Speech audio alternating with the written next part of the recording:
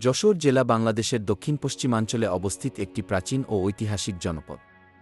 এর নামের উৎপত্তি সম্পর্কে নানা মত রয়েছে, তবে ধারণা করা হয় যশো খ্যাতি ও উর স্থান শব্দ থেকে যশোর নামের উৎপত্তি, অর্থাৎ কি খ্যাতির স্থান।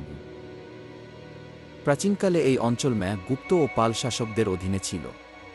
খ্রিস্টীয় দশম শতকে এটি সেন রাজাদের শাসনাধীন হয়।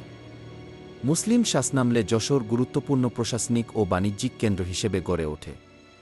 মুঘল আমলে এখানে যশোর পরগনার সৃষ্টি হয় এবং রাজা প্রতাপাদিত্য ছিলেন এখানকার খ্যাতনামা জমিদার ও স্বাধীনচেতা শাসক।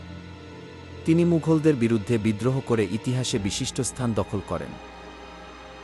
১৭৫৭ সালে পলাশীর যুদ্ধের পর ব্রিটিশ শাসনের সূচনা হলে যশোরও ইংরেজ শাসনের আওতায় আসে। ১৮৬৪ সালে যশোর পৌরসভা গঠিত হয়, যা দেশের অন্যতম প্রাচীন পৌরসভা।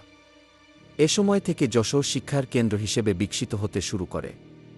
এই জেলার শিক্ষা প্রতিষ্ঠানগুলোর মধ্যে যশোর জিলা স্কুল ১৮৩৮ সালে প্রতিষ্ঠিত অন্যতম।